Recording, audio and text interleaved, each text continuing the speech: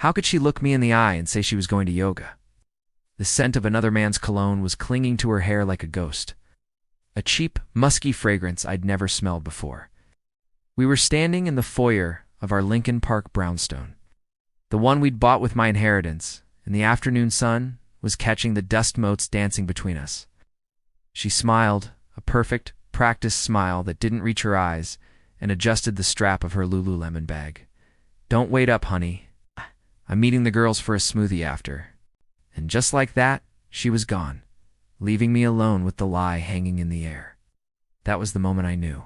The precise moment the life I thought I had shattered into a million pieces. The question wasn't if she was cheating, but how I was going to prove it. For a decade, Sarah was my world. We met at Northwestern, two ambitious kids with big dreams. I fell for her laugh, that bright, uninhibited sound that could fill a room. I built my software company from the ground up, working brutal hours so she could have everything she ever wanted. The beautiful home, the designer clothes, the trips to Europe. I thought we were a team. I thought we were building a life together. But somewhere along the line, I became her provider, not her partner. The laughter faded, replaced by a cool indifference. Our conversations became transactional, about bills and schedules. She started talking about her new gym trainer, a guy named Marco. Suddenly, Marco was everything. Marco says, "I need more protein." Marco thinks I should try hot yoga. His name was on her lips more than mine ever was. The change was subtle at first. Late nights at the office that I knew were empty. Phone calls she'd take in another room, her voice dropping to a whisper, like it held state secrets. One night, while she was in the shower, I felt a knot of dread twist in my gut. I'd never violated her privacy before, but I couldn't ignore the warning bells anymore. I picked up her phone.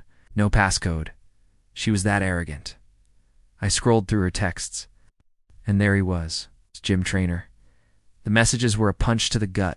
Explicit photos, plans to meet up at a hotel downtown, cruel jokes they shared at my expense. He called me the wallet. She didn't defend me. She laughed.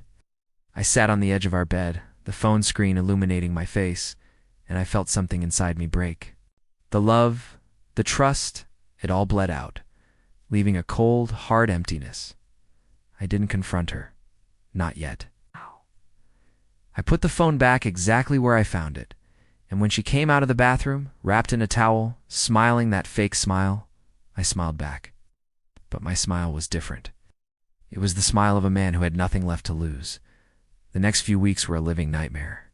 I played the part of the devoted, oblivious husband.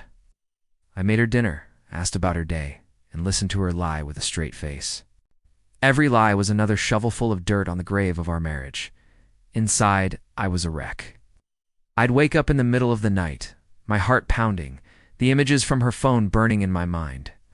I'd walk along the lakefront near North Avenue Beach, the cold Chicago wind whipping at my face, trying to figure out what to do. The humiliation was a physical weight. They thought I was a fool. A wallet. Anger began to replace the pain. A cold, calculating anger.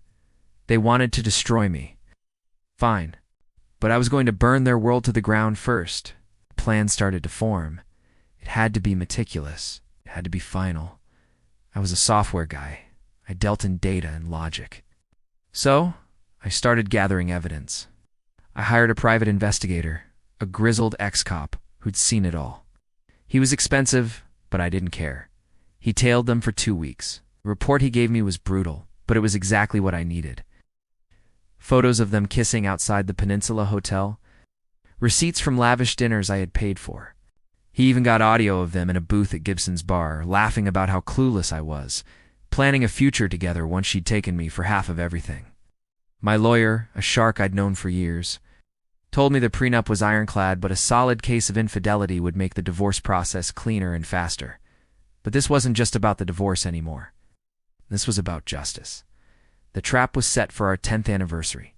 Sarah, of course, had forgotten. I reminded her, feigning hurt. She immediately overcompensated, suggesting a huge party at our home. "Perfect. Let's invite everyone, Sarah," I said.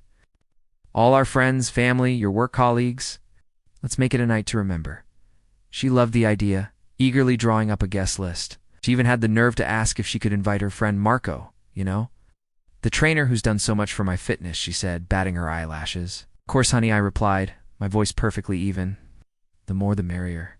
The day of the party, our house was filled with people. My parents, her parents, our friends from college, my business partners, loading through the crowd in a glittering dress, the perfect hostess. The perfect hostess.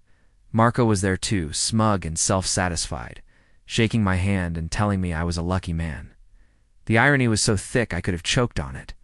At 9 p.m., I tapped a glass for a toast.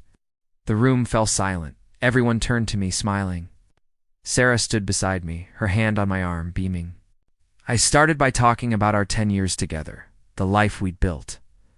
I could see her parents looking on, so proud. Then, my tone shifted. A marriage is built on trust and honesty, I said, looking directly at Sarah, and I've recently discovered just how much honesty we have in ours. Her smile faltered. A giant screen I'd rented for a photo montage flickered to life behind me, but it wasn't our wedding photos. It was a high-resolution image of Sarah and Marco, locked in a passionate kiss outside the hotel. The crowd gasped. Sarah's face went white. Before anyone could react, the next picture flashed up. A hotel bill charged to my credit card, then another and another. Photos of them holding hands, laughing, living a life behind my back, and the audio started playing. Recording from the PI, their voices filled the silent, horrified room. He's just the wallet, Marco's voice sneered. Sarah's tinkling laughter followed. He works so much he'd never notice. I watched as her father's face contorted in shame and fury. Her friends looked away, unable to meet her eyes. I let the recording play for a full minute, the cruelty of their words echoing off the walls of the beautiful home I had bought. When it was over, I turned to the crowd. I believe you all know gym trainer Marco, I said, my voice cold as ice. And my wife Sarah. I looked at her. The arrogance was gone, replaced by pure, panicked terror. She opened her mouth, but no words came out. I turned and walked away from her, through the stunned crowd, and up the stairs. I didn't look back. Downstairs, the shouting began. It was a symphony of destruction. Her father screaming, her friends whispering, Marco trying to slink away. I packed a single bag, walked out the back door, and never set foot in that house again. The divorce was swift. The prenup held, and the evidence of infidelity made sure of it. She lost the house, the car, the money. Her parents disowned her. Her friends vanished. She was left with nothing but the shame. Sometimes late at night I'll pull up her social media. It's a ghost town. The glamorous life she flaunted is gone, replaced by a desperate-looking woman working a dead-end job.